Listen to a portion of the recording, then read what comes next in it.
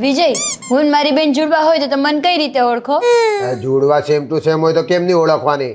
હાવ હેલું ચૂંટલો ભરીને કકડાટ કરે તો તું અને શરમાઈ જાય તો તારી બેન. હું કરું જ નહીં એવું નહીં પણ કે ને એ સાંભળો, તમને બે હાહુ વહુને કહી દઉં, આજે ભીંડાનું શાક ના બનાવતા, મહેરબાની કરીને 4 દિવસથી ભીંડાનું જ શાક ખાવું રેગ્યુલર. કોઈને ભાવે રેગ્યુલર એકની એક વસ્તુ? તો રોજ માવો ખસી તારા ડોઝામાં કેમ ઉતરે છે? ભારી મિસ્ટેક હો ગયા સર. છાણી વાની જે બનાવીને ખાઈ લેવાનું. મને તો બહુ ભાવ ભીંડા. આ જો તમારા વાર ખરી ખરીને ટાલ થવા માંડી. જો ટકો થઈ ગયો તો છૂટાછેડા આપી દઈશ. લે બસ ખોટું ટેન્શન લેતો તો વાળ ઉતરવાનું.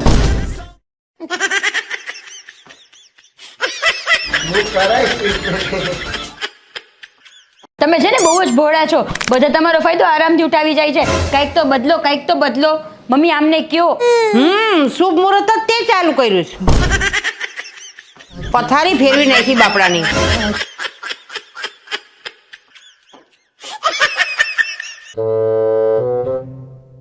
એ વિટલા ખાતા હોય ત્યારે બોલવાનું જ નહીં, ચૂપ રહો શાંતિથી.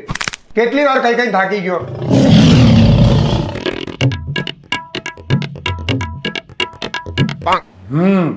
હવે બોલો.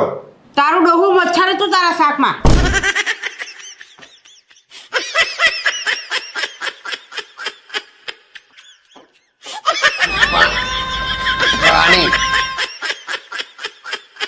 વિજય, તમે તમારી તબિયતનું ધ્યાન રાખો.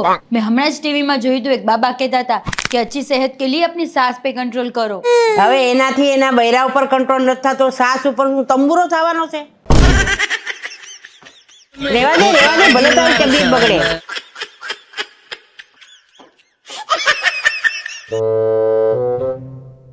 આખો દિવસ ઘરે સુતા સુતા શું રહ્યો છો? કઈક કામ ધંધો વિચારો ને, કઈક કામ ધંધો કરો.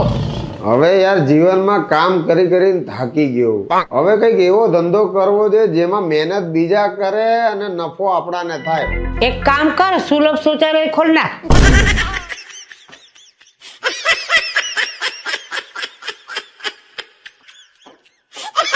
અને સાચું કહું, તું સુંદર તો બહુ જ છે, પણ જોડે જોડે મગજ વગરની છે.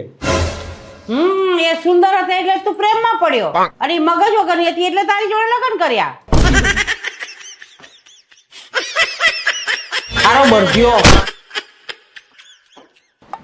મમ્મી, આ તમારા છોકરાને સમજાવો, કઈ કામ ઢંગનું કરતા નથી. હવે શું કર્યું મેં? કાલે કિસ્સો બાટલો તમે લગાવ્યો તો ને? હા લગાવ્યો તો.